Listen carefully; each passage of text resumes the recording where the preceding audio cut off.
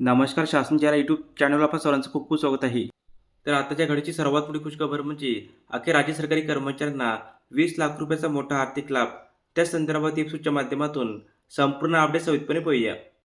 निवृत्त कर्मचाऱ्यांसाठी मोठी दिलासादायक बातमी समोर आली आहे.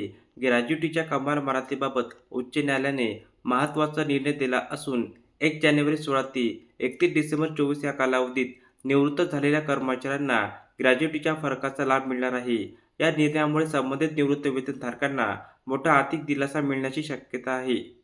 महाराष्ट्र शासनाने 1 सप्टेंबर 24 नंतर निवृत्त होणाऱ्या कर्मचाऱ्यांसाठी ग्रॅज्युटीची कमाल मर्यादा 20 लाख रुपये लागू असल्यास शासन निर्णय काढला होता. मात्र त्यापूर्वी निवृत्त झालेल्या कर्मचाऱ्यांनाही ही वाढीव मर्यादा लागू करावी अशी मागणी करण्यात आली होती. या मागणीसाठी मुंबई खंडपीठाच्या नागपूर उच्च न्यायालयात याचिका दाखल करण्यात आली होती. याचिकाकर्त्यांनी 1 जानेवारी 16 ते 31 ऑगस्ट 24 दरम्यान निवृत्त झालेल्या कर्मचाऱ्यांनाही 20 लाख रुपयाची ग्रॅज्युटीची मर्यादा लागू करावी अशी मागणी केली होती.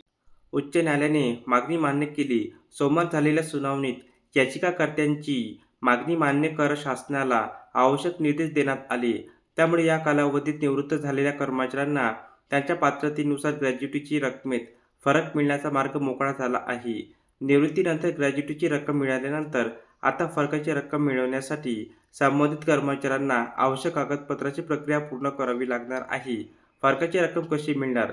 कर्मचारी लाभ मूळ आस्थापनेकडून निवृत्तीच्या वेळी पेन्शनची फाईल तयार करून संबंधित कार्यालयाकडे पाठविण्यात येते. त्यासाठी आवश्यक कागदपत्रे सादर केल्यानंतर पुढील मंजुरीची प्रक्रिया केली जाईल.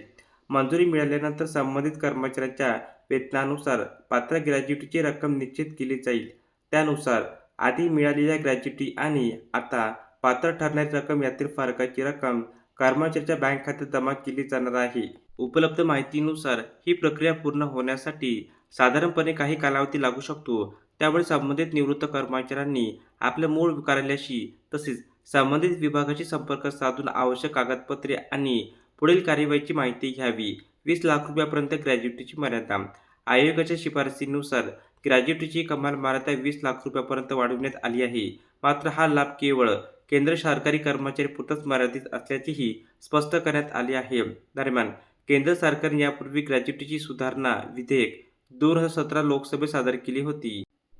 त्यानंतर 17-18च्या अर्थसंकल्पीय अधिवेशनात हे विधेयक संमत झाले. ग्रॅज्युटीची रक्कम कर्मचाऱ्याच्या शेवटच्या मूळ पगारावर आणि महागाई भत्त्यावर आधारित असते.